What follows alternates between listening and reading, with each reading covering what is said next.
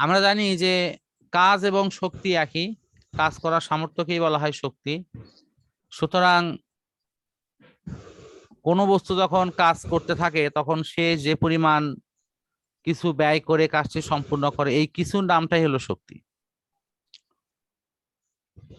তো কাজ এবং শক্তি অভিন্ন হওয়ায় এদের একক কিন্তু একই হয়, লেখাও আছে এটি, হিসেব নিকাশ সবকিছুর জন্য এদের একক একই লেখা হয়।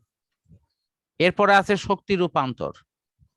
এই মহাবিশ্বে যে শক্তিগুলো আছে সেটি মূলত 9টি রূপে অবস্থান করে।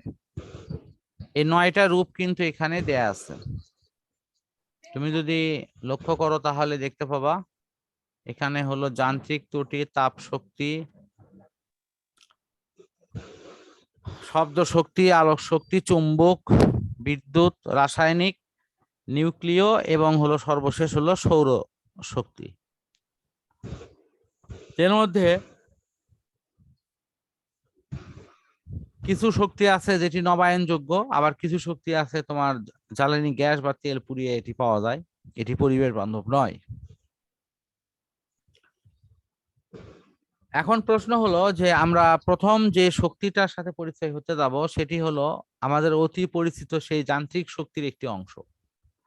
অর্থাৎ আমাদের পরিচিত যতগুলো শক্তি আছে সেগুলোর মধ্যে যান্ত্রিক শক্তিটা সর্বোত্তম। এই যান্ত্রিক শক্তিকে আবার দুভাগে ভাগ করা হয়, এর একটি হলো তোমার গতি শক্তি আর একটি হলো বিভব শক্তি। এখানে তুমি দেখলে হয়তো বুঝতে পারবা, এই যে দেখো এখানে এগুলো লেখা আছে।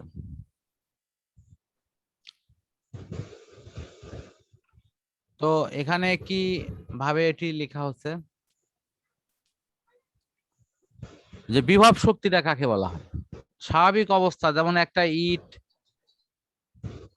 অনেক নিচু জায়গায় ছিল, সেখান থেকে সংগ্রহ করে নিয়ে এসে উঁচু জায়গায় রাখলে, তো এই ইটটা যখন চলে যাবে তখন কি ওই শক্তির যে অংশটা তার কাছে আছে সেই অংশটা সে ব্যয় করবে না? অবশ্যই ব্যয় করবে। তাহলে এক স্থান থেকে অন্য স্থানে কোনো কিছুকে সঞ্চালিত করলে ওই বস্তুর মধ্যে কাজ করার যে সামর্থ্য অর্জিত হয় সেটি হলো বিভব শক্তি। আমরা যে কোনো কিছুকে এক স্থান থেকে অন্য স্থানে নিয়ে গেলেই এই বিভব শক্তি কিন্তু সেখানে পেয়ে থাকি। এই বিভব শক্তির দুটো রূপে আমরা দেখি, একটা সাধারণ রূপ, একটি হলো অভিকর্ষজ বিভব শক্তির রূপ। অর্থাৎ অভিকর্ষ বলের বিরুদ্ধে কাজ করে এইটি মানে আমাদের কাছে উপস্থাপিত হয়। সেটি আমি কিন্তু অলরেডি তোমাকে দেখাচ্ছি, সে অভিকর্ষজ বিভব শক্তি হলো এমজিএইচ। কি এটার নাম? এমজি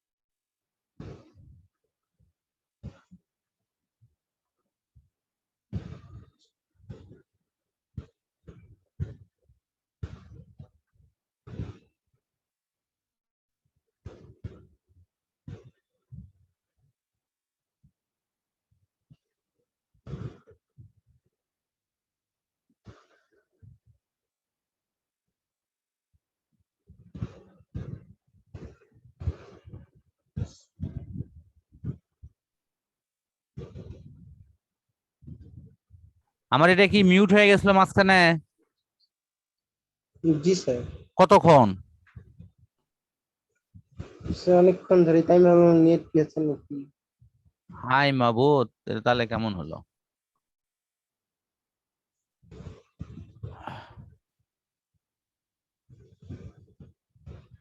আমি কি দেখো এই এই পাশের পৃষ্ঠা